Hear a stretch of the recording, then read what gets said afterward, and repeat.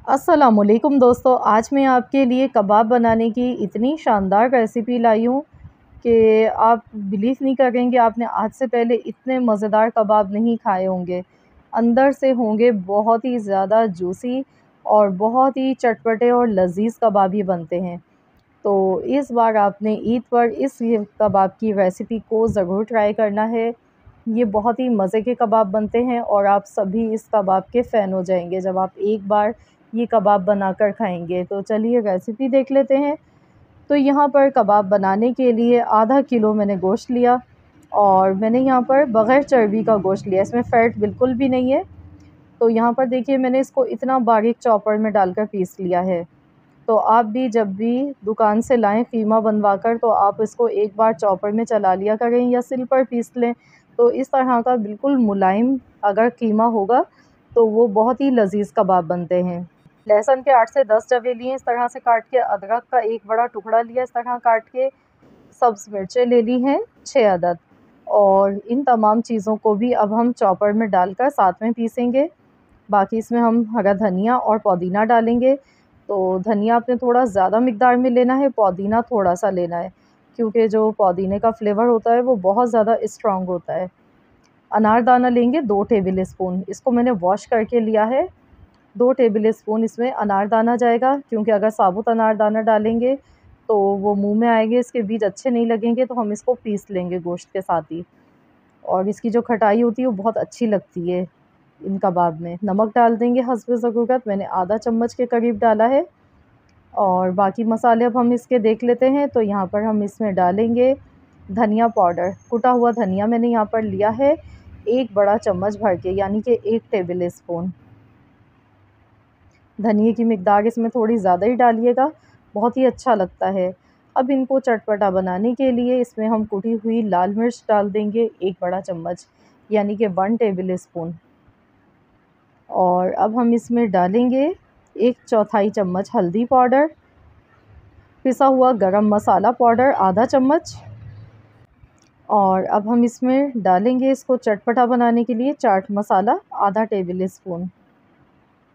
तो जो चम्मच मैंने इस्तेमाल किया है ये बड़ा वाला चम्मच है जिससे हम नॉर्मली बिरयानी खाते हैं, तो ये टेबल स्पून वाला हमारा चम्मच था। तो चलिए इसको दोबारा से हम अच्छी तरह से पीस लेते हैं। तो चॉपर में देखिए मैं इसे अच्छी तरह से पीस लेती हूँ जब तक ये चीज़ें यकजान नहीं हो जाती हैं।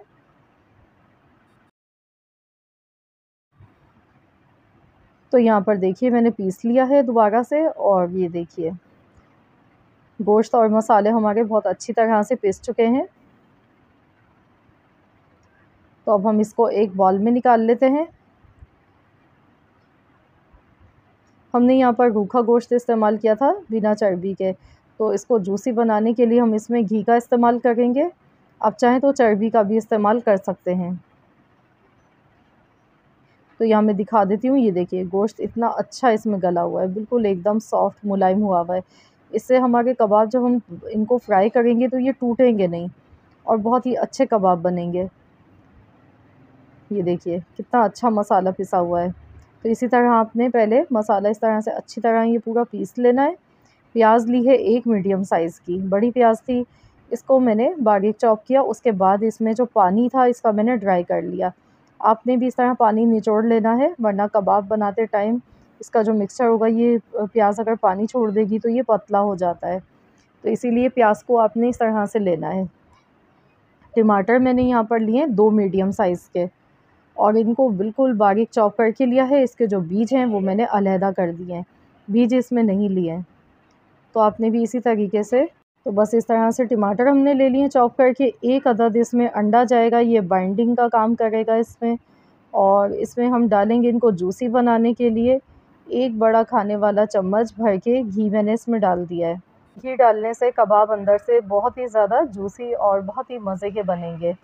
अब हम इसमें डाल देंगे बेसन। तो यहाँ पर मैंने बेसन लिया है, आप चाहें तो भुने हुए चनों का पाउडर भी इस्तेमाल कर सकते हैं। अगर नहीं है तो आप बेसन को हल्का सा भून लीजिएगा तवे पर, उसके बाद आप इसे डाल दीजिएगा। तो यहाँ मैंने 2 बड़े चम्मच बेसन के डाल दिए हैं और तमाम चीज़ों को अच्छी तरह से मिक्स कर लेते हैं। बेसन डालने के बाद इस मिक्सचर में थोड़ी सी चिपचिपाहट आ जाती है इस तरह से, और आपने यहाँ पे 5 मिनट तक अच्छी तरह मसलते हुए तमाम मसालों को अच्छी तरह मिला लेना है। खूब अच्छी तरह से मिक्स कर लें और इसके बाद हम इस मसाले को रेस्ट देंगे। इसको हम रख देंगे आधे घंटे के लिए। आधे से 1 घंटे के लिए आप इसे रख सकते हैं फ्रिज में।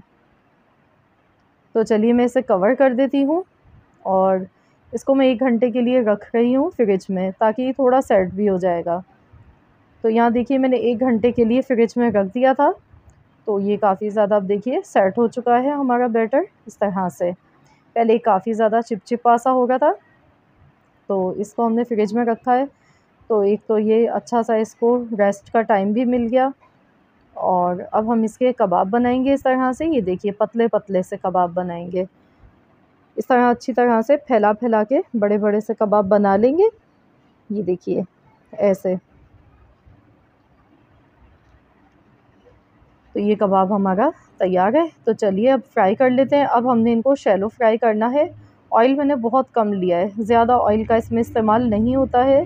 बहुत ही कम ऑयल में ये फ्राई हो जाते हैं। ऑयल मीडियम गरम होना चाहिए। बहुत ज़्यादा तेज़ गरम अगर ऑयल होगा तो कबाब अंदर से सही से पक नहीं सकेगा। लो टू मीडियम फ्लेम पर आपने इसको पकाना है 10 से 12 मिनट तक। तो अच्छी तरह से इनको फ्राई होने देते हैं। तो यहाँ पर जैसे ही ये देखिए नीचे से नज़र आने लगा है, कलर चेंज होने लगा है कबाब का, तो हम आहिस्ता से इस तरह से साइड चेंज कर देंगे इसकी। ये देखिए। तो इसी तरीके से हम बाकी सारे कबाब भी साइड चेंज करके दूसरी साइड से भी इनको ऐसे ही कलर आने तक फ्राई करेंगे अच्छी तरह से। वाओ, देखिए माशाल्लाह कितने ज़बरदस्त हमारे कबाब फ्राई हो गए हैं। ये देखिए। तो इस तरीके से आप लोग भी इस ईद पर ये कबाब ज़रूर ट्राई कीजिएगा मेरे कहने पर। ये कबाब इतने मज़े के बनते हैं कि बाकी सब कबाब आप भूल जाएंगे, आपको यही कबाब पसंद आएंगे।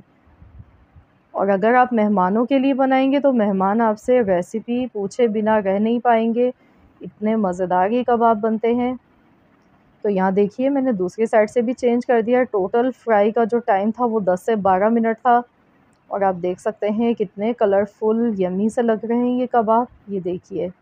तो आपने भी इसी तरह का कलर आने तक इनको फ्राई करना है, तभी ये मज़े के भी लगेंगे और अंदर से अच्छी तरह से कुक भी हो जाएंगे। तो ये देखिए कबाब हमारा फ्राई हो चुका है, निकाल लेते हैं। और सेम इसी तरीके से बाकी सारे कबाब भी हम फ्राई कर लेते हैं। तो यहाँ पर देखिए कबाब हमारे अल्हम्दुलिल्लाह फ्राई हो चुके हैं और देखिए कितने यम्मी, कितने मज़ेदार लग रहे हैं दिखने में। ये देखिए बहुत ही मज़ेदार से चटपटे जूसी कबाब बनके तैयार हो चुके हैं। तो मैं आपको तोड़कर भी दिखाऊंगी कितने मज़े के लग रहे हैं ये दिखने में, अंदर से कितने सॉफ्ट बने हैं ये कबाब। तो फ्रेंड्स, अगर आप मेरे चैनल पर न्यू हैं, अब तक चैनल को सब्सक्राइब नहीं किया है, तो मेरी आपसे एक छोटी सी हम्बल सी रिक्वेस्ट है कि चैनल को ज़रूर सब्सक्राइब कर लीजिए। और अगर आप सबको आज की मेरी ये रेसिपी पसंद आए तो वीडियो को लाइक ज़रूर कीजिएगा और अपना फ़ीडबैक मुझे ज़रूर दीजिएगा कि आप सबको कैसी लगी है ये रेसिपी। तो ये देखिए कितना जूसी कबाब बना है दिखने में, ये देखिए। तो ज़रूर आप लोग भी मज़ा लें इस ईद पर, ये कबाब बनाएं।